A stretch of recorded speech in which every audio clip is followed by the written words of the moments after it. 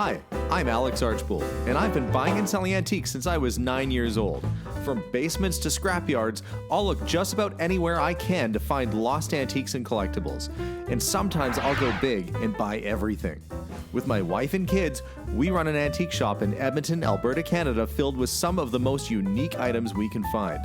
I never know what's going to happen or who I'm going to meet.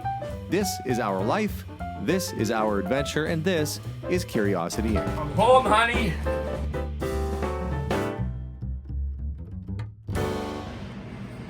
Well, this morning I had a surprise visit from my upholsterer, Angel.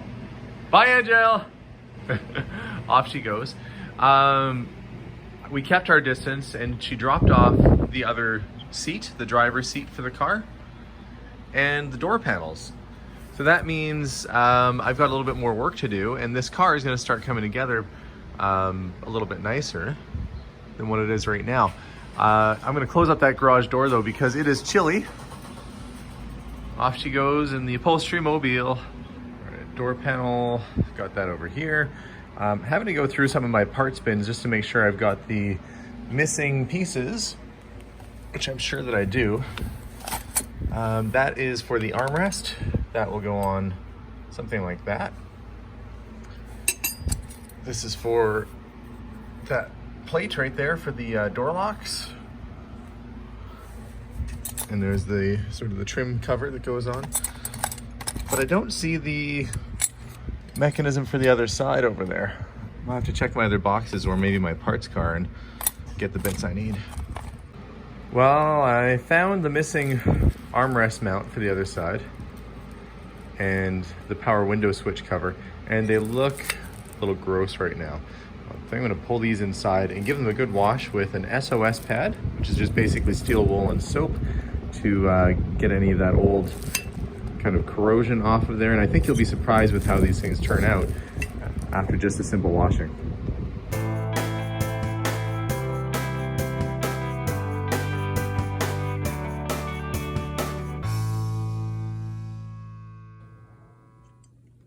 There, that's a little bit better. Before the wood trim goes on, I have marked off in painter's tape where each hole is. The reason I've done that is that it's very hard to see where the hole goes once you have the wood on, and once the trim is there, you can't really line up where it is. So I've hopefully put that high enough so I'll get an idea where the screw is. That'll help me to guide it in place. Well, that's one.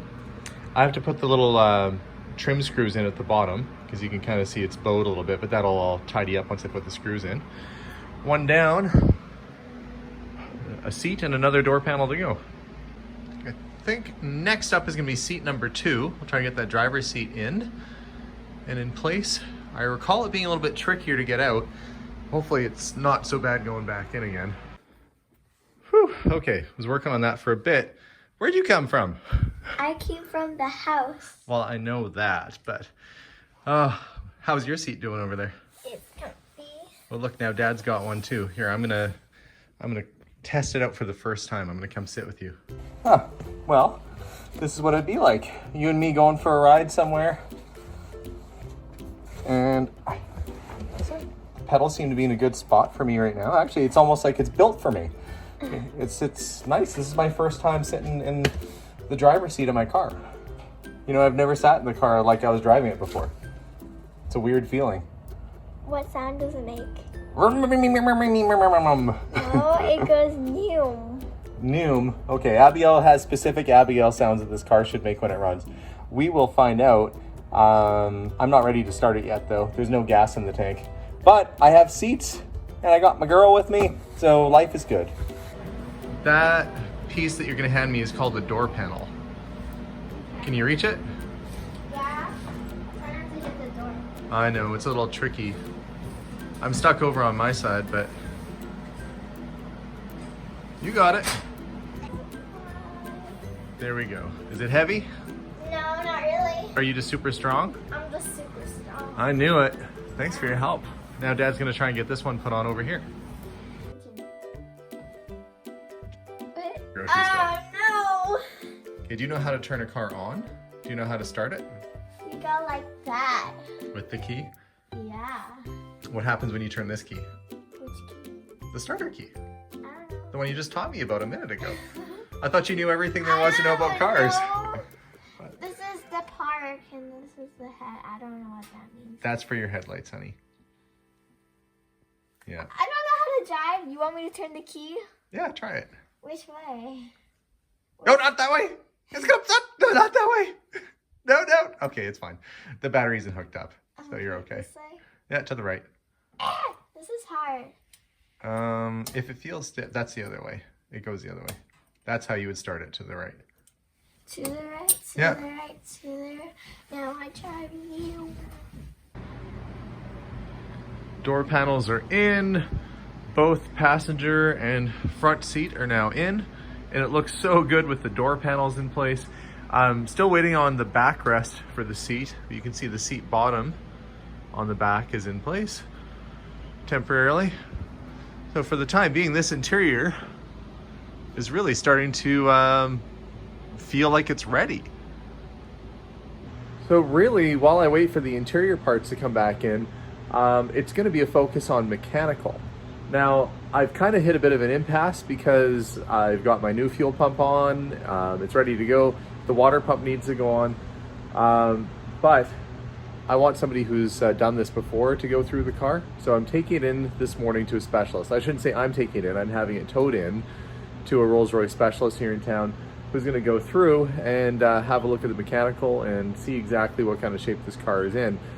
This will be the big test to see whether this will become a driver in a short amount of time or whether it's gonna be in the shop for a little while getting fixed up. So waiting for a tow truck right now, but this will be the last time I have the car in the garage as it is. Hopefully next time this car comes back to my garage, it'll be under its own power and driving.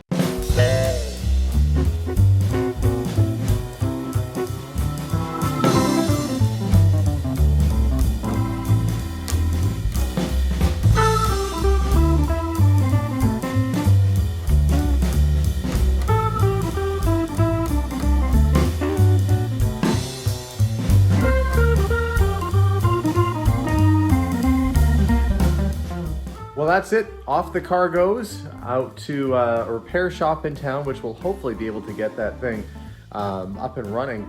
I really don't know what they're going to find. I don't know why the car was parked in the first place other than the paint that they were planning on doing to it. So you never know what kind of surprises you might find.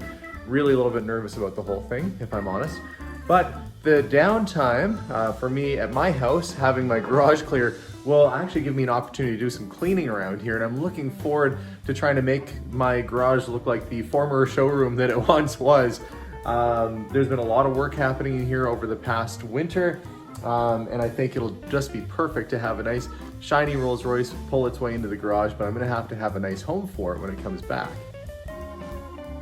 That means the accidental purchase of these giant rolls of bubble wrap will have to go to my shop, and underneath all these tarps lies a BMW Isetta. A lot of you were asking what happened to that car. Well, look, it's still there.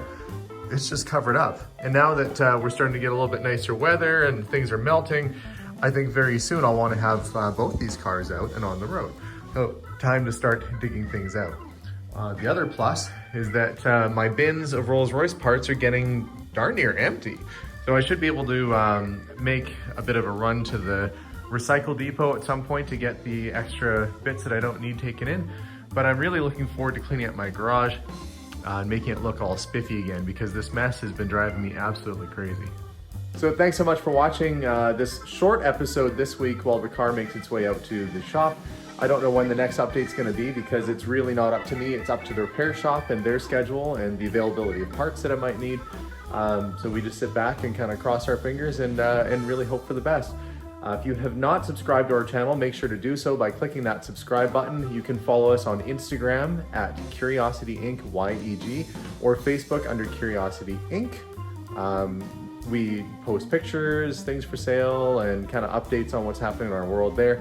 So you can follow us on those social media platforms. You can also send an email direct to us at curiosityedmonton@gmail.com if you have any questions or concerns.